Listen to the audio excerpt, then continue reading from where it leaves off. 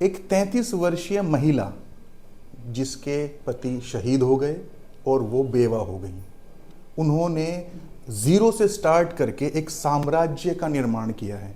2 छोटे बच्चे, उनका पालन पोषण, और सोच के देखिए आज से तकरीबन 40 साल पहले जब ना कोई कन्वेंस होता था ना टेलीफोन होते थे, उस वक्त उस महिला ने कैसे सरवाइव किया होगा, और उस सर्वाइवल के बाद उन्होंने एक साम्राज्य खड़ा किया है।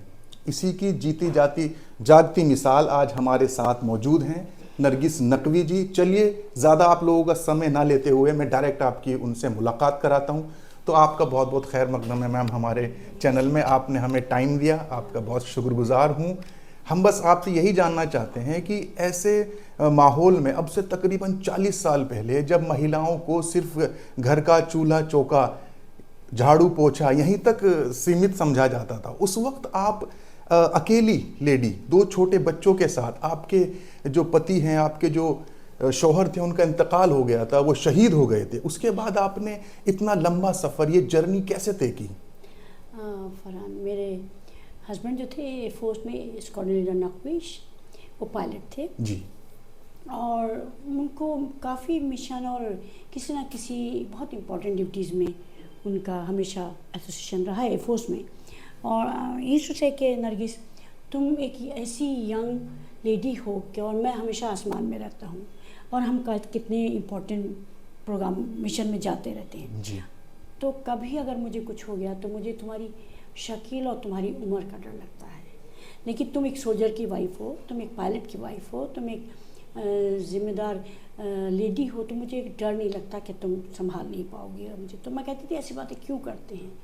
मैं आज कह सकती हूँ कि 1984 में जबकि मैं 12 पास थी, वो भी हिंदी मीडियम से, यूपी से, और मैं ऐसे परिवार से हूँ जहाँ लड़कियों को पढ़ाया तो जाता था उस वक्त में 1984 में, 70 और 60s में, लेकिन नौकरी वाली पढ़ाइयाँ नहीं थी, या कभी किसी के ऊपर मुसीबत पड़ जाए तो हम कुछ कर सकें। बस 12 करा दिया, BA करा दिया, बहुत हुआ टीचर बना दिया दैट पीरियड, B.Ed करा दिया, टीचिंग में चले जाते थे, या डॉक्टर, बहुत ही पढ़ लिए तो डॉक्टर बने। तो और फिर शादी मेरी फ़ौज में हो गई और बहुत ही अच्छी ज़िंदगी मेरी उनके साथ रही। और मैं डिफरेंट पूरे कंट्री के, मोस्टली ईस्ट में या नॉर्थ में और साउथ में, पूरी कंट्री में हमारी इनकी पोस्टिंग होती है, तो मेरा एक्सपोजर उनके साथ बढ़ता चला गया। और फ़ौज में एक चीज़ सिखाई जाती है कि बहुत इम्पोर्टेंट रोल है लेडी का, वुमेन का, वाइफ का। अगर हस्बैंड सोल्जर है और वो अपनी ड्यूटी करता है, वो जब ही कर पाएगा जब उसकी वाइफ उसको कोऑपरेट करती है या उसकी जिम्मेदारियों को निभाती है, निभाने की आदत डालती है, बिल्कुल रिस्पॉन्सिबिलिटी ले सकती है। तो एक तरह की वो जिम्मेदारी शादी के बाद ही सुनने में बार बार हमारी आना, वो एक हमारी ऑर्गेनाइजेशन है वुमेन की, तो ये हमें सबक दिए जाते थे कि आपकी जिम्मेदारियाँ हैं। तो समझ लीजिए कि जब ये वाक़या हुआ तो पूरा अमरोहा रो रहा था। मुहर्रम की पहली तारीख थी और सारे एयरफोर्स स्टेशन हिंडन पे एक हाहाकार था, क्योंकि 5 लोगों की ये खबर आई थी। हमें जब तक नहीं पता था कि ऑपरेशन मेघदूत है, लेकिन बाद में पता चला कि ये ऑपरेशन मेघदूत है, जिसमें कि देश में ये मिशन चल रहा था। तो उसमें इनकी ड्यूटी थी लगी हुई, उसमें गए सियाचिन ग्लेशियर पर 1984 को इनकी वहाँ शहादत हो गई। इन 5 लोगों की, पाँचों यंग, सब 35 और 36, 37 में थे। लेकिन मैं कह सकती हूँ, जो तुमने मुझसे सवाल किया कि कैसे सर्वाइव किया, वो क़यामत का दिन था। उसको हमारे जो एयर मार्शल कतरे की वाइफ थी, चीफ की वाइफ थी, वो हमसे मिलने आई उसके बाद, और मिसेस सेंगर थी, और अपने जो उनके कुलीग थे फोर्स के सारे, वो एक बात उन्होंने मुझसे हमसे कही कि हम वापस तो नहीं ला सकते उसको, उन लोगों को, लेकिन तुम्हें खड़ा होना होगा। फर्स्ट थिंग, आपको अपनी एजुकेशन बढ़ाओ, क्योंकि यू आर 12 पास। 12 पास को तो हम कुछ कर ही नहीं सकते, क्या नौकरियाँ दिलवा सकते हैं, और बहुत लंबी ज़िंदगी है तुम्हारी, छोटे छोटे बच्चे हैं। तो उन्होंने कहा पढ़ो दोबारा। हालांकि मेरे आंसू इतने ज़्यादा कि मैं बाथरूम में जा के रो के आंसू पोंछ के आती थी कि चलो पापा की बातें करते हैं, कैसे खेलते थे, क्या थे, तो उनको स्ट्रॉन्ग बनाने के लिए। तो ये शायद मेरी ताकत बनता चला गया। और जब बच्चे देखते थे कि मामा भी पढ़ रही है और वो भी पढ़ते थे, तो शायद उनको लगता था कि माँ भी लिख रही है कुछ नोट्स, क्योंकि मैं नोट्स लिखती थी हमें दैट टाइम इन हिस्ट्री। तो बच्चे भी पढ़ते थे, तो बच्चों को लगा कि मामा इस उम्र में पढ़ रही है, तो मैं अपना जो खाली टाइम था वो मैं पढ़ाई में, जो मैं हमेशा कहती हूँ कि लड़कियाँ समझती हैं कि पढ़ाई का मतलब है नौकरी करना। I don't believe it in this. पढ़ते हैं आप अपने लिए। जी। मैंने नौकरी को तो कभी सोचा ही नहीं कि नौकरी होगी, जो भी होगी टीचिंग चला जाएगा। लेकिन मैं जो अपनी क्वालिफिकेशन बढ़ा रही थी वो मैं अपने लिए, कि जो मैं नहीं कर पाई 13 साल हैप्पीनेस, ये मेरी माँ बाप ने मेरी 19-20 साल में शादी कर दी। तो I got such A lovely husband, lovely family, मेरी अपनी फैमिली।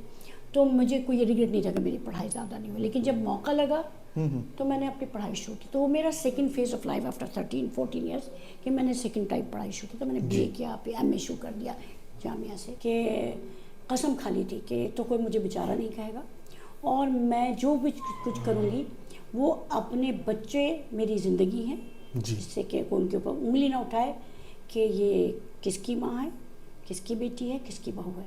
कोई ये ना कह सके कि आप कामयाबी मिली है ऐसे करके। वो मेरी कसम जो मैंने शपथ ली, कहते हैं कसम खाता है कोई अपने आप से जी। अकेलपन का। जब मैं तन्हा होती थी, बिल्कुल अकेली रोती पीटती थी, मैं अपने आप से कसम खाती थी कि नरगिस ना कोई टूटोगी नहीं। तुम किसकी बीवी हो, किसकी बेटी हो, किस घर की बहू हो, नाम नीचे नहीं आना चाहिए। मर जाऊंगी लेकिन नाम नीचे नहीं आना चाहिए। और सबसे बड़ा बिलीव था अलमाइटी गॉड पर। लेकिन शिकायत थी उससे, बहुत शिकायत करती थी कि तूने उनको ही उठा लिया, इतने हज़ार लोगों ने उनको उठा लिया। लेकिन फिर जैसे जैसे मेरा वक्त आता रहा और मैं सहने की ताकत आती रही, तो मुझे लगा एज ए सुपर पावर, वो अगर डालता है तो संभालता है। जी बिल्कुल। कि मैं अपने वैल्यूज़, अपनी वैल्यूज़ के, और हमारी जो ख़ानदानी वैल्यूज़ होती हैं, हमारी कंट्री की वैल्यूज़ हैं, हमारे एक होता है ना कल्चर होता है, कि संस्कृति, हिंदी में कह सकते हैं आपकी संस्कृति है, आपके ख़ानदानी और आपके वैल्यूज़ की, उससे मैंने कभी उल्लंघन, मैंने अपने आप को हटाया नहीं, कोई कॉम्प्रोमाइज़ नहीं किया, बिल्कुल नहीं किया। मैं हज़ारों की पब्लिक में गई, मैं हज़ारों की मीटिंग में गई, समाज सेवा मैंने शुरू कर दी थी, मैं पढ़ने भी जाती थी, अकेली भी जाती थी। तो मैंने अपना, मैं कह सकती हूँ बहुत फ़ख्र से कि ये मैं उस उम्र से अब तक चैलेंज कर सकती हूँ कि मेरे पर किसी ने गलत नज़र डाली नहीं, कोई गलत कमेंट कभी किसी ने नहीं किया। अगर किया तो मैंने उसको भाई भतीजा बना के, अपना चाचा ताया बना के उसके सामने कि मैं बेटी हूँ, बहन हूँ आपकी जी। कभी किसी ने कोई मिसबिहेव ऐसा नहीं किया जिससे मुझे शर्म आती। वैसे दुनिया में चलता रहता है सब, बिजनेस की राइवलरी चलती रहती है दुनिया में, ऑल दिस थिंग, बट जहाँ आती है as a lady, as a woman, you feel degraded, या फील डर गई मैं तो कहाँ जा रही हूँ, किसके, नहीं। आई गो सो मच रेस्पेक्ट, उसका करम है, उसका thanks to my God and almighty, Allah का शुक्र है कि मैं आपको एक बात कहूँगी कि ये हर वूमेन को समझना चाहिए कि हाउ यू प्रेजेंट, वही आपका ख़ानदान है, वही आपका नाम है, वही आपका आप हो। क्योंकि आपके पापा का, आपके मम्मी का, आपके सास का, आपके बच्चों का, आपकी माँ का, सबका नाम आपसे चल रहा है, क्योंकि आप पहचानिए अरे बाहर कौन है आप। तो मैंने अपने आप को रखा इसका बहुत कि मैं कोई भी ऐसी मॉडर्निटी की बन के, क्योंकि मैं हूँ कैसे ख़ानदान की। तो जैसे मुसलमानों में हिजाब का चलन है या कुछ पाबंदियों के बारे में जिक्र किया जाता है, तो इस तरह की कुछ परेशानियां आपके सामने आई कि आपको मजहब की वजह से रुकना पड़ा हो, जैसे कि आप बाहर निकल के बिजनेस करेंगी या आप जॉब कर रही थी, तो क्या कुछ रुकावट आई ऐसी आपके सामने? नहीं, मेरे साथ क्या हुई, मैंने हमेशा ख्याल रखा कि मैं कौन हूँ जी। ये बहुत बड़ी ताकत है कि आपके मालूम कि आप किस खानदान से बिलोंग करती हैं, किस घर की बेटी हैं, किस घर की बहू हैं और किन बच्चों की माँ है। वो मैंने हमेशा अपने दिमाग में रखा है जी। मैं मॉडर्न भी हूँ, मैं हिजाब नहीं पहनती। मैंने एक मौलाना से पूछा कि मौलाना मेरी जैसी औरत, हालांकि मैं पर्दे में तो पीछे बैठी हुई थी, और मेरी टाइप की, या मेरी बच्ची या मेरी बहन, मेरी भांजी अगर कोई जीन्स पहन के या मॉडर्न कपड़े पहन के किसी कंपनी में काम करती है, ट्रैवल कर रही है, अब वो सर पे उसके हिजाब नहीं है, तो मेरा मज़हब मुझे रोकेगा, मैं आउट ऑफ कंट्री, मैं मज़हब से बाहर हूँ, गुनहगार हूँ। तो उन्होंने कहा कि बीबी आप कपड़े वो पहनो कि मर्द देख के आपको बेचैन ना हो।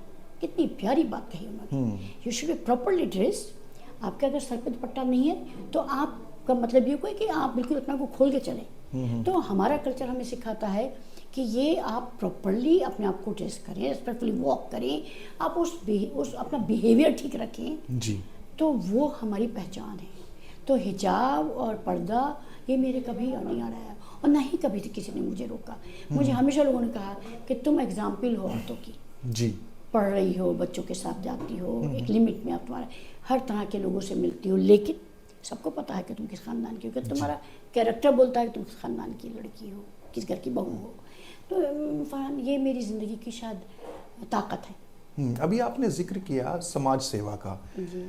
एक तो बेवा औरत, फिर उसके बाद उसने अपने बच्चों को संभाला, खुद को संभाला, परिवार को संभाला, फिर ये ख्याल कहाँ से आ गया ये सब संभालने के बीच कि मुझे समाज सेवा भी करनी है, एक और अपने ऊपर बर्डन ले लेना है। मैं बर्डन ही कहूँगा, ऐसे टाइम पे आप ये डिसीजन ले रही हैं। मेरी ज़िंदगी का, मैंने कहा ना कि मैं जब थी और 12 पास से मैंने अपने आप को BA किया, MA किया, और 2010 में तो मैंने MBA किया। ये रिसेंटली? जी, 2010 में मैंने MBA किया। तो मुझसे मेरी किसी ने पूछा, बल्कि मेरे दवाद ने मुझसे पूछा, मेरे सर इन-लॉ ने, कि आप क्यों कर रही हैं? मैंने कहा मैं अपने लिए कर रही हूँ, जो मैं पहले कर सकती थी मैं अपने लिए कर रही हूँ। ये मेरी पढ़ाई, एजुकेशन मेरी ताकत है, और मेरा टाइम इससे बढ़ता है कि I am very positive on that, कि मैं कुछ कर, अपने लिए कुछ कर रही हूँ, और बिजनेस में भी काम आएगा। तो ये जो मुझे जब ये एजेंसी मिली मुझे, निहाल गैस, भारत गैस, मुझे जब मिली, उसमें भी मुझे सुकून था। जब मिली तो मिली, जब मिली तो मैंने उसको कसम खा ली थी कि हमने बिज़नेस को, इसको खिदमत खल्क बना के जी, समाज सेवा करके मैंने इसको करना है, क्योंकि जिस कंट्री के लिए उन्होंने जान दे दी जी, मुझे इस छोटी सी उम्र में छोड़ दिया, जो छोटे छोटे बच्चे बिलखते छोड़ के जाए, वो कंट्री के लोगों ने उनको नहीं देखा कि वो देश के लिए इतना बड़ा कुर्बानी, जहाज़ ला सकते थे वापस, मिशन ना कंप्लीट होता। वो कैप्टन थे जहाज़ के, तो उन्होंने अपने मिशन को कंप्लीट किया, उसको जान दी, 5 लोगों की जान गई उसमें। तो मैंने एक इस बात की शपथ अपने आप से कसम ले ली थी कि मैं उनके किसी भी चीज़ को, नाम को नीचे ना डाल के, हर चीज़ को उनके, कहते हैं ना, उनके आइडियोलॉजी पे काम करूँगी, जो हमारे ख़ानदानी विरासत है कि हमें अपनी पब्लिक, कहते हैं जन सेवा कह दीजिए या खिदमत खल्क कह दीजिए हमारी। तो शायद वही चीज़ थी मुझे, कि जो मुझे देश ने दिया, मुझे देश ने बहुत प्यार दिया। काफ़ी अवार्ड्स आपको मिले हुए हैं, आप शौर्य सम्मान है, या आपको कई सारे, मैं देख रहा हूँ काफ़ी तादाद में यहाँ पर फ्रेम्स लगे हुए हैं, और शायद ये तो सिर्फ एक दीवार के ऊपर हैं, और जो अंदर रखे होंगे उनका तो मालूम भी नहीं है। क्योंकि मैं बहुत प्यार करती हूँ सबसे। कहते हैं शायद दुनिया ने में मुझे, अल्लाह ने शायद इसीलिए ये उनको हटा के ये मुझे एक रुतबा दिया कि तुम ये पहचानो कि पब्लिक कौन है, देशवासी या मुल्क के हर दूरी दुनिया के लोग, उनके लिए दुआ करो, उनसे मिलो, उनकी मुश्किलें हल करो, या जो तुम्हें उनसे प्यार मोहब्बत चाहिए वो तुम्हें मिले। तो मैं कह सकती हूँ कि जो देता है उसको मिलता ज़रूर है। नकवी साहब ने देश के लिए जान दी, उनकी फैमिली को देश ने प्यार किया, सबने, सारे ही लोगों ने, देश के सभी लोगों ने बहुत इज्जत प्यार दिया उनकी बीवी बच्चों को, उनके फैमिली को। और आज मैं जो कर रही हूँ समाज सेवा नहीं है, ये एक प्यार है जो मैं रिटर्न कर रही हूँ, क्योंकि मेरा मिनट जो है, मेरी फैमिली मेरे लिए बहुत इंपॉर्टेंट है। फर्स्ट मैं हमेशा कहती हूँ मेरे बच्चे मेरी कमज़ोरी है, they are my weakness point, my children, my grand children, my family. तो चाहे इन लॉज की फैमिली हो या और मेरे फ्रेंड्स जो मेरी ताकत बने उस 40 साल की जर्नी में मेरी। तो मैं कह सकती हूँ कि आप जो देते हैं वो आपको मिलता है। नकवी साहब ने प्यार दिया देशवासियों को जान देकर, देश ने मुझे प्यार दिया, मैं वो करके जो आज जो आप सुन रहे थे, ट्रॉफी नहीं है, ये एक तरह का रेस्पेक्ट है जी, कि ये याद दिलाता है मुझे सबका कि ये सब मेरे साथ हैं जिन्होंने मुझे दिया पूरा है, देश आपके साथ ये है। मेरे साथ है सब लोग, बिल्कुल। कि इन्होंने मुझे कहा कि हाँ तुम कुछ एक जर्नी तुमने निकाली, तो मैंने नहीं निकालने वाला तो ऊपर वाला है। मैं हमेशा बिलीव करती हूँ इसको, लेकिन मैं ये नहीं कहती कि आप हाथ फैला के बोलेंगे वो दे देगा, उसके लिए आपको वर्क तो करना है। एंड ये जानने वाले फरहान कि वर्क से ज़्यादा आपको डेडिकेशन चाहिए। और मैंने किया और जाके शाम को मैंने कहा मैं सारा दिन थक गई ये करी, नो, उससे तो ताकत आती है जी। किसी के साथ कुछ अच्छा करने से तो आपको एनर्जी मिलती है, पॉजिटिव एनर्जी जिसे कहते हैं। तो शायद यही वजह है कि अल्लाह ने मुझे दिया। नकवी साहब के 40 साल के बाद भी आज आप मुझसे मिल रहे हैं, तो मैं कह सकती हूँ आज भी अगर मैं आई एम नेवर फ्री, लेकिन अगर मेरे पास टाइम है तो मेरी ज़िंदगी की सबसे, आपने देखा जब आप आ रहे थे पब्लिक होती है तो मुझे बात करके उनकी मुश्किलों को सुन के या उनकी ऐसे ही बात करके अच्छा लगता है। कुछ औरतों के बारे में कहना चाहती हैं जो कुछ करना चाहती हैं या नहीं कर पा रही हैं उनको, या कुछ कर रही हैं सक्सेस हासिल नहीं हो रहा है, तो कुछ मैसेज दीजिए उनको। हाँ, कि वो मैं लड़कियों से खास कर कहना चाहूँगी, बहू बेटी, मेरी बच्ची, पोती नाती, पूरी दुनिया की हर बच्ची के लिए मैं हमेशा कहती हूँ, चाहे वो अमेरिका बैठी है, चाहे इंडिया में है, चाहे बाहर है, किसी भी शहर की, किसी भी कल्चर की है, चाहे किसी लो माहौल में, किसी स्मॉल सिटी में रह रही है, किसी बहुत बड़े सिटीज़ में रह रही है, पढ़ी लिखी है, मैं सबके लिए एक बात कहती हूँ, रोल एक औरत का माँ का है, एक बेटी का है, वो अपनी जिम्मेदारी से नहीं भाग सकती। You may be very successful. तो मैं उन लड़कियों से कहना चाहूँगी, तुम दुनिया पे चांद पे चली जाओ, हो तो औरत ही, और औरत सबसे ज़्यादा कहते हैं ना स्ट्रॉन्ग, शक्तिशाली एंड कहते हैं ना एम्पावरमेंट की बात आप करते हैं, वो माउंटेन मूव कर सकती है, चट्टान हिला सकती है, चट्टान पहाड़ों को हटा सकती है जी। इतनी ताकत है सोच में, उसके सोच में जी। फिजिकल भले ही वो दिखती ना हो, सोच में शी कैन मूव माउंटेन। इच्छा शक्ति। या इच्छा शक्ति। तो मैं लड़कियों से और आज की लड़कियों से मैं कहना ये चाहूँगी कि हम जैसी लेडीज उनके लिए एग्जाम्पल हैं कि हम टूटे नहीं और ना ही गिरे। इतना दुखों का और पहाड़ ये आपके ऊपर टूटे, पढ़ी लिखी नहीं थी, यंग थी, बहुत बड़ी लार्ज फैमिली, बहुत कुछ सजेशंस थे सबके। मेरे इसलिए सिर्फ टारगेट और टारगेट मेरे बच्चों का वेलफेयर, मेरी फैमिली का नाम दोनों तरफ से, उनकी इज्जत पे कोई उंगली ना उठाए, मेरे माँ बाप और मेरे सास ससुर, इनाम हुसैन नकवी अमरोहा के, सब चीज़ें बैलेंस करके आपने चली और आगे बढ़ी और उनसे इजाज़तें मांगी।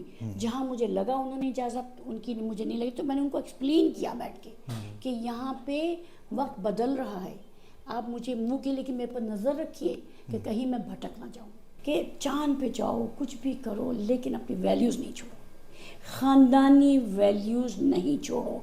हम सब बड़े ब्लेस्ड हैं कि हमारे पास हिस्ट्री है, हमारे एंसेस्टर पहचाने जाते हैं। हम उस युग में हैं कि हम गूगल पे जाके हम कहते हैं ना कितने भी ऐप में जाके अपनी हिस्ट्री ढूंढ सकते हैं। तो जिस भी धर्म की बच्चियां हैं, आप अपनी वैल्यूज़ और संस्कृति और अपने ख़ानदानी को नहीं छोड़ो, उसको लेके चलो, फिर देखिए आप दुनिया कितनी खूबसूरत हो जाएगी, आपका समाज के पूरा आपका पड़ोस जन्नत।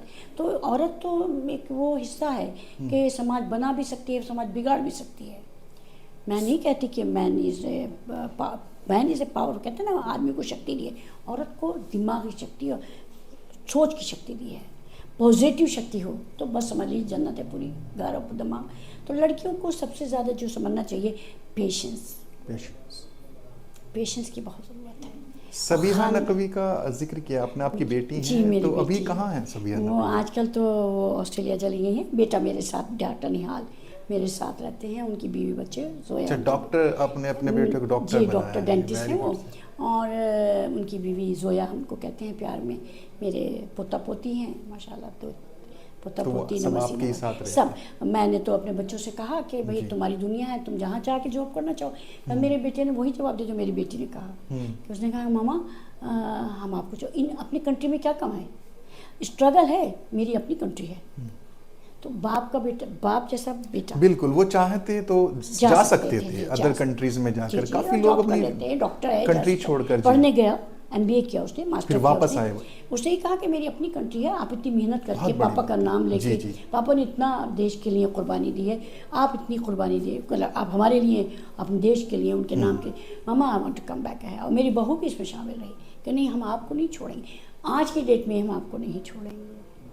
ये एक एग्जाम्पल है, पढ़े लिखे बच्चे हैं, जा सकते थे, लेकिन कंट्री से प्यार जिसको हो गया, जिस ज़मीन से प्यार हो गया, जाना चाहिए। मैं कहती दुनिया में जाइए, पूरी दुनिया अपनी है, अब तो चांद भी अपना है। बिल्कुल। तो अब तो ये बात ही नहीं है। Lucky generation, you are very lucky generation. लेकिन लौट कर अपने देश ही आई। देश, मट्टी से प्यार, कहते हैं ना मट्टी से प्यार, जिसने देश से प्यार कर लिया, इस मट्टी पे सदा, कहते हैं ना मट्टी पे सदा कर लिया, वो फलेगा, वो फूलेगा, क्योंकि उसको इस पे चलो तो सबका सोच के चलो कि सबका भला करने चले। अपने लिए सेल्फिश निकलोगे तो कुछ नहीं मिलेगा जी। जो आप कर रहे हो कि आप मुझे पूछ रहे हो कि ये एक समाज को देना है कि कि कैसे मैं हुई, इतना बड़ा उन्होंने देश के लिए कुर्बानी दी है, शहीद इस्कॉन नकवी ने ऑपरेशन मेघदूत में। आपको जानने की इच्छा हुई, जानने की कोशिश आपने की, और उनकी ये शहादत देश के लिए, तो मैं क्लिप भी कर सकती थी। आई फील वेरी प्राउड कि I am his wife, I am really proud. तकलीफ बहुत थी, रोती अभी भी रोती, बगैर आंसू का रोना है। अब बच्चों को देखती तो कि वो होते तो ये होता है, दादा होते तो ये होता, नाना होते तो ये होता, बट वो और मुझे ताकत देता है कि you are in good place. आप वहाँ से देख रहे हो, मैं यहाँ से, फिजिकल टेस्ट है मेरा, एवरी जर्नी इज टेस्ट। मैं टेस्ट में निगेटिव नहीं हुई। निगेटिविटी होना का मतलब है सेल्फ डिस्ट्रक्शन। आपके पर अगर तकलीफ पड़ी है, सोचो आपके ऊपर वाला आपको यकीन करता है, आपको टेस्ट कर रहा है, तो बी वेरी पॉजिटिव कि तूने डाली है, हम तेरा रास्ता नहीं छोड़ेंगे। जी। तो निहाल गैस सर्विस तो ईस्ट दिल्ली में फेमस गैस एजेंसी है, और उसको अकेले आप रन कर रही हैं, कोई परेशानी भी ऐसा नहीं महसूस होता कि आपको आ रही होगी। उसके अलावा जो समाज सेवा आप करती हैं, वो कोई ऑर्गेनाइजेशन है आपका? देखिए, जब ये नकवी साहब का वाक़या हुआ तो मैं भटकती, मतलब घबराती थी बहुत। तो मैंने उस वक्त में सोचा कि जब मेरी जैसी महिला को ये प्रूव करने की कि मैं कर सकती हूँ, तो डिफ़िकल्टी आई जी। लोग रेजिस्टेंस तो नहीं था, बट ये था कि नहीं, साथ में किसी को ले जाओ, साथ में कोई जाए, अरे ये हो जाएगा, फिक्र है सबको। तब टेलीफोन तो नहीं थे इतने, एक लैंडलाइन हुआ करता था। तो ये फिक्र से तो आप सेल्फ तो थोड़ा करते हैं ना, बट एनर्जी लेके, तो मुझे उस वक्त में ये लगा कि मैं तो, मेरे पास में जो झुग्गियाँ थी, तो वहाँ मैंने कोशिश की कि मेरी जैसी महिला को प्रूव करने में कि मैं लुक आफ्टर कर सकती हूँ अपने आप को।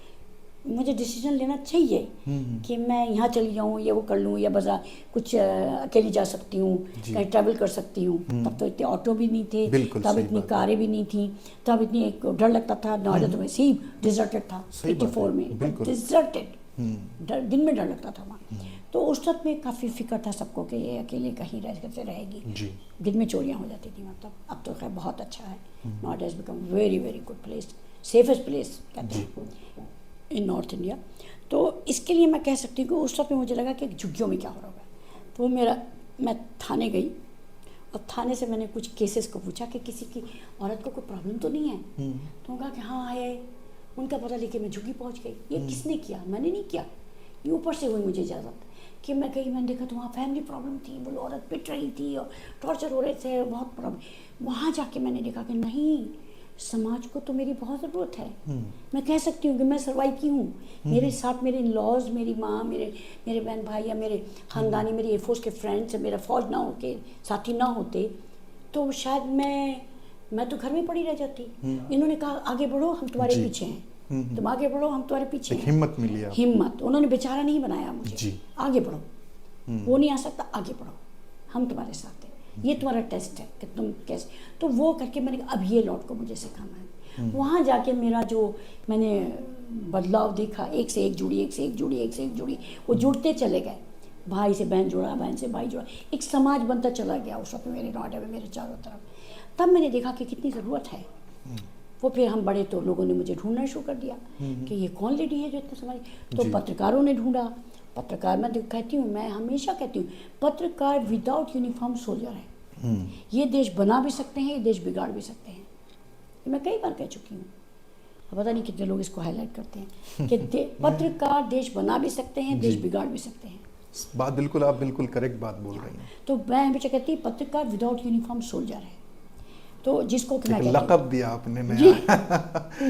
जी, थैंक यू, अल्लाह का शुक्रिया। तो उसमें मुझे लोगों ने ढूंढा कि कौन लेडी हैं जो इतना। तब इन्होंने पेपरों में छापा तो पता चला। तो मुझे समाज सेवा की जो और ऑर्गेनाइजेशन थी, ऑल इंडिया सहमिल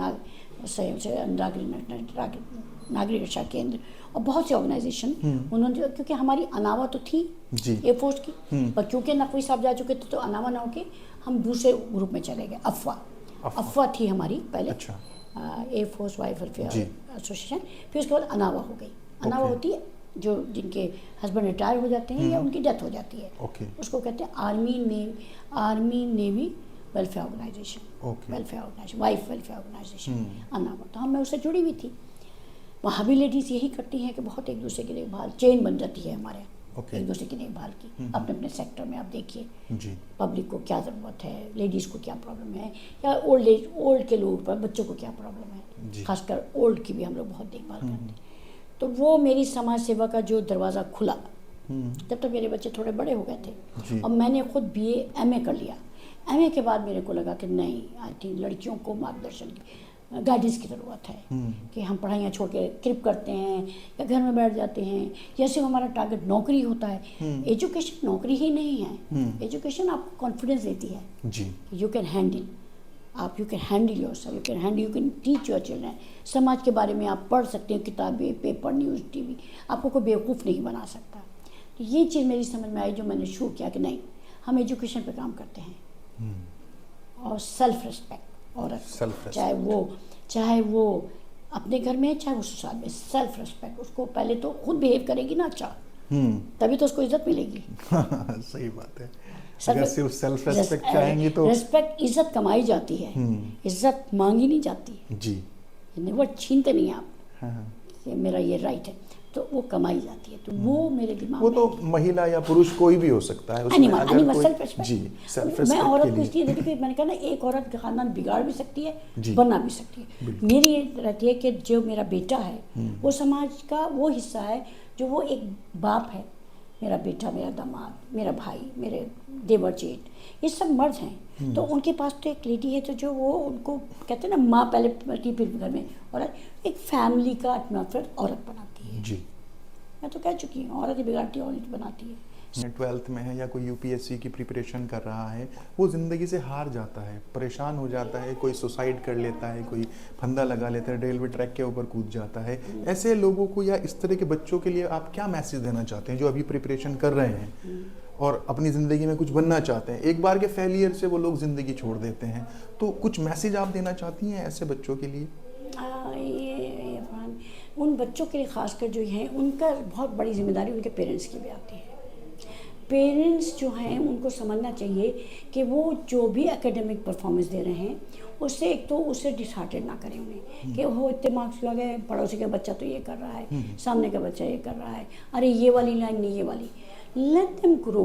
हाँ, गाइडेंस पेरेंट्स की बहुत ज़रूरत है, क्योंकि आज तो खासकर जो आज आप करें, जिस जनरेशन को आप करें, वो इतना एक्सपोजर है इस इलेक्ट्रॉनिक मीडिया से कि माँ बाप से ज़्यादा वो इससे सीखते हैं।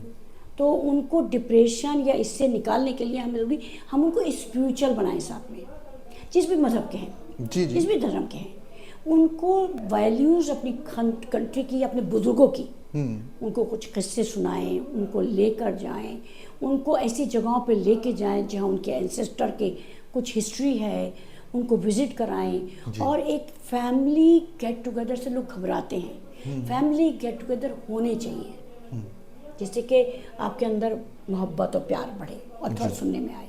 मैं कहूँगी कि इसमें बच्चों के इस डिप्रेशन में पेरेंट्स का रोल बहुत होता है। घर के माहौल को ठीक करना बहुत ज़रूरी है। हम समाज को अवेयर करना चाहते हैं, यही हमने भी सोचा कुछ समाज सेवा हम भी कर लें। पत्रकारिता करते करते अगर समाज सेवा हो जाए, बहुत ज़रूरत है। कुछ लोग अवेयर हो जाएं, या महिलाओं के बारे में कुछ लोगों की धारणाएं अलग होती हैं कि सिर्फ ये घर ही चला सकती है, तो आप जैसी औरतें जब कैमरे के सामने आएंगी और दुनिया को बताएंगी कि नहीं, मैं घर ही नहीं चला सकती, मैं देश भी चला सकती हूँ, मैं बिजनेस भी चला सकती हूँ, मैं जीरो को एक साम्राज्य भी बना सकती हूँ, उसका कर्म है।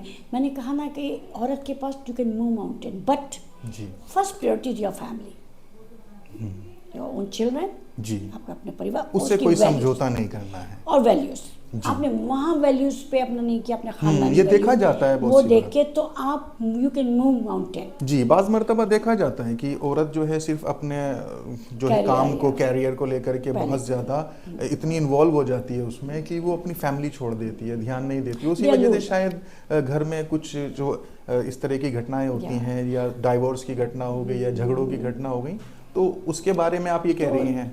मैं उसमें से हूँ कि जहाँ ये डिवोर्स का केस आते, मैं उस परिवार में जाके कोई बात नहीं करती। एक दो बार हम जिक्र करते हैं कि ऐसा मत करो, ऐसे।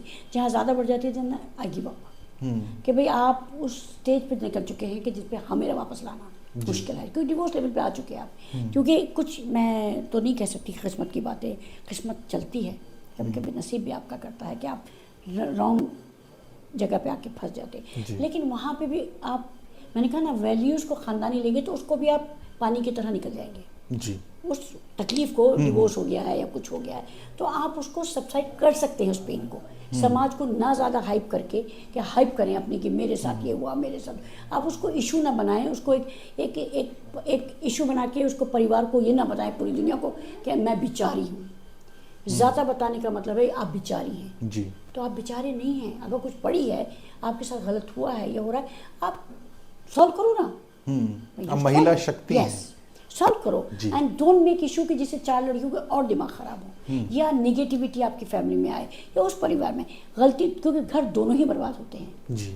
ये कह देना कि मेरे साथ जुल्म हुआ, नहीं, लड़के के साथ भी होता है। ही में भी रॉन्ग, शी में भी रॉन्ग। और उन सबसे ज्यादा अगर बच्चे हैं तो सबसे ज्यादा जिंदगी बच्चों की खराब हो जानी है। समाज गंदा होता है, समाज देखिए गंदा हो आपका जाता नेबर है। गंदा होता है, बिल्कुल। अनहैप्पीनेस चारों तरफ आती है। तो ज़्यादा कोशिश क्या करनी चाहिए कि बुरे को छोड़ना चाहिए बातचीत को। आप ये देखिए सोल्यूशन क्या है। आप नहीं रहना चाहते, नहीं करना चाहती हो, डिवोर्स करना चाहती हो, तो don't make issue, don't do all this thing. मेरे ख्याल में वकील कहेंगे क्या कर रही है मैडम, तो हमारा केसेस तो मैं माफ़ी चाहूँगी इसके लिए कि, लेकिन समाज इसी से बनेगा, समाज से बनेगा। लड़कियों के लिए अगर इन लड़कियों को चांद पे वाकई जाके, आज जो जनरेशन में उसकी बात कर रही हूँ, मुझे मिलता तो शायद मैं आज चांद पे होती। उस वक्त में अगर जो आज की औरत है, मैं चांद पे जा चुकी होती। बिल्कुल जा चुकी होती, इसमें कोई दो राय नहीं है। मैं अपनी कहती कि लकी जनरेशन के फौज ज्वाइन कर सकती है, they are pilots, they are army and every field, more successful girls competitive, not मैं कंपटीशन नहीं कहती बॉयज से competition, they are capable, they are capable. But मेरी एक ही नसीहत है, अपनी फैमिली की वैल्यूज़ लेके उस दफ्तर में जाओ, उस सीट पे बैठो, उस कुर्सी पे बैठो, फिर देखो वो शक्ति ऐसी होगी ना कि दुनिया कहेगी कि इस जैसी मेरी बेटी भी हो। बहुत अच्छा मैसेज आप दे रही हैं। इस जैसी मेरी बेटी भी हो, इस जैसी मेरी बहू हो। बिल्कुल। तो वो वैल्यूज़ लेके चलना चाहिए जो बहुत स्ट्रॉन्ग इंडिया के पास है। हाँ, तो एक फैमिली आप बोल रही हैं सभी को, और कितनी बड़ी आपकी फैमिली है। अगर हम निहाल गैस सर्विस की बात करें तो एग्जैक्ट नंबर तो नहीं, मुझे भी मालूम करने हैं, आपका इंटरनल मैटर है, तो हजारों की तादाद में तो कंज्यूमर्स भी आपके पास होंगे, और उसके अलावा फिर आप समाज सेवा करती हैं तो काफ़ी तादाद में लोग वहाँ भी जुड़े होंगे। इतना बड़ा परिवार एक साथ आप लेके चल रही हैं, कभी थकन महसूस नहीं होती आपको? नहीं, यही तो बात है, यही अजीब सी ताकत है जो शायद ऊपर वाले ने मुझे दी है। मैंने कहा ना, इनके जाने के बाद इतना बड़ा मेरे ज़िंदगी में खला, जिसके अपने सेटबैक के, I lost in young age, और पेन, और छोटे बच्चों के साथ लेके निकलना, एवरी सेकंड वादा लाइक है कि मैं एक कांटों पे चल के निकल रही हूँ, लेकिन चेहरे पे मुझे रोना नहीं, क्योंकि बच्चे दिख रहे हैं कि वो मुझसे ज़्यादा उदास हो जाएंगे जी। तो मेरी फैमिली कभी कभी कहती है कि तुम टेबल पर बैठ के जब बात करती हो तो रोना आता है, तो मैं नहीं करूँगी तो कौन करेगा। आज भी मेरे नवासी नवासा पोता पोती, दादा ही की बातें होती, नाना ही की बातें होती हैं, वो ये करते थे, वो ये करते थे, ये मेरी ताकत है, it keep me going. And बच्चे भी उसको अप्रिशिएट करते हैं, मीन दे आर इन्वॉल्व। आज जबकि नाना को तो देखा नहीं है, दादों को, पर मेरी बेटी या मेरी पोती अपने स्कूल में 100 मीटर रेस में गोल्ड मेडल लेके आई, दो। बहुत तो अच्छा। हाँ नो, वो लेके आई, इसमें था अपने जो है अपना नेशनल स्टेडियम जो है यहाँ पर, अच्छा। उसमें उसके स्कूल का। तो जब लेके आई तो शी केम स्ट्रेट और मुझे हक करके, जब मैंने क्या कहती, दादा ने देश पे नाम किया, आपने भी बहुत काम किया देश में, आपको आज मेरा टर्न शुरू हो गया, अब मैं फैमिली प्राउड करूँगी। Just 10 years old girl। ये जो पॉजिटिव वाइब्स हैं ये बड़ों से ही आती हैं बच्चों में। जी, उसने जब, उसका नाम अनाया है जी, अनाया फातिमा नकवी। तो वो बच्ची ने, उस बच्ची ने जब मुझे बोला तो मैं यहाँ पर शॉक्ड कि दादा ने देश के लिए काम करके अपना नाम रोशन किया, आपने देश में खिदमत करके नाम रोशन किया। आज दादू is my turn now to make the family proud. मैं गोल्ड मेडल लेकर आई, तो मैं लगा कि just imagine third generation, she is so dedicated to her you know mission कह दीजिए लाइफ का, या उसका अपना सोच, तो ये इनहेरिट करती है वो बच्ची। और मेरे छोटे तो अभी बहुत छोटे हैं, मेरे नवासी हैं, नवासा हैं, वो they are doing very well in fail in Australia now. सब बहुत माशाल्लाह, अल्लाह का शुक्र है, उसका करम है उसका। मैं हमेशा कहती कि मैं शुक्रिया, थैंक्स करते करते, शुक्रिया अदा करते करते कि मुझे ऐसा काम मिला, निहाल गैस सर्विस प्लेटफॉर्म, जिसमें मुझे खिदमत करने का मौका मिला, सर्विस देने का मौका मिला जी। कि मैं लोगों को सर्विस दे सकूं। कोशिश करती हूँ, मैं हमेशा जी। कहती हूँ। अब हर घर की ज़रूरत है। हर घर की ज़रूरत है। जी। Corona was a very toughest time for us. हम्म। तो और फिर ऐसी कंपनी मिल गई जो मेरे, मैं lucky to join Bharat Petroleum. और एक प्लेटफॉर्म मिला जिसमें खिदमत करने का, आप जैसे लोगों से मिलने का। बच्चे इतने प्यारे मेरे, मेरे रिश्तेदार इतने प्यारे, मतलब दुनिया प्यारी है।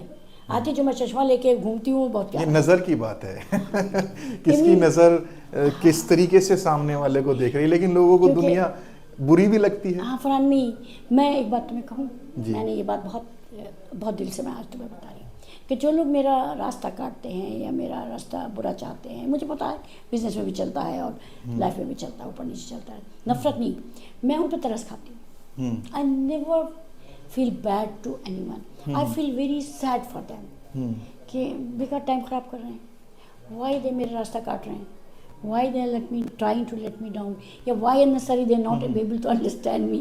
वो नहीं, मैं actually I feel very sad for them। मुझे तरस आता है उन लोगों पे जी। कि मैं कभी उनके नहीं कहती कि गुस्सा करूँ या उनके, क्यों दे वेस्टिंग टाइम। मेरा तो ये फेस आएगा चला जाएगा, ये क्यों you are wasting your energy on मी।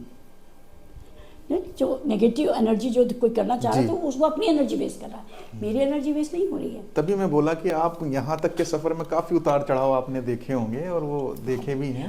नहीं चाहता इस इंटरव्यू को पॉलिटिकली ले जाना, लेकिन कुछ सवाल ऐसे हैं जो दिल में आते हैं, मन में आते हैं, तो पूछ लेने पूरी चाहिए। इजाजत है, मेरे जैसे से नहीं पूछो, किससे पूछो। हाँ, मैं ये आपसे सवाल करना चाहता हूँ कि जैसे ही आजकल सोशल नेटवर्किंग साइट्स का ज़माना है और वहाँ पर काफ़ी सांप्रदायिक पोस्ट होती रहती हैं, जैसे कि हिंदू मुस्लिम को लेकर काफ़ी नफ़रत फैलाई जाती है। कभी ऐसा कहीं आपके सामने कोई ऐसा वाक़या हुआ आपके पर्सनली आपके साथ कि आपको इस नज़र से देखा गया हो कि ये तो एक मुसलमान औरत है या ये जिहादी है, या इस तरह के कुछ अल्फाज आपके सामने कहे गए हो? कोई ऐसा वाक़या है जो रियल लाइफ में फेस किया हो आपने? नहीं, बिल्कुल नहीं। वेरी वेरी 200 क्या 500% कि मेरे सामने किसी ने नहीं कहा कि आप मुसलमान हो। ये भी नहीं कहा, जिहादी की तो बात ही छोड़िए, किसी ने ये तक नहीं कहा कि मैं मुसलमान हूँ। ये कहा आप एक महिला हो, महिला एक लेडी हो। हमेशा ये मुझसे कहा गया। और मैंने कभी मतलब काम पे भी, टीचिंग में भी, इवन आफ्टर हिज डेथ, जब मैं दफ्तर टू दफ्तर घूम रही थी अपने, इतना आसान नहीं था एजेंसी के बाद इसको सेटल करना डिफरेंट डिपार्टमेंट्स में जाके। मुझे कहीं नहीं एहसास हुआ, एक सिस्टम है जो हमारा स्लो चलता है और तेज भी हो जाता है, कहीं रुकावटें आती हैं, कहीं शुरुआत तो होती है, उसमें कहीं कोई उसमें मजहब का मैंने रोल नहीं नहीं लिया, है। जी। क्योंकि मैंने भी बिल्कुल नहीं लिया कि ये जो काम मेरा नहीं हो रहा या देर हो रहा तो ये मैं क्योंकि मुसलमान नो सिस्टम ऐसा, उसको मुझे करवाना। सिस्टम ही स्लो है तो कोई भी हो कोई उसमें। चीज़ अगर स्लो है तो उसको तेज करना मेरी जिम्मेदारी है कि भाई मैं लूंगी, मैं करूंगी, उसमें अपना हक, ये होना अपना है, अधिकार लेना। ये मेरा राइट है जी। और ये तो होगा, चाहे तुम 6 महीने लो या 10 साल लो या 2 साल लो या 3 साल लो।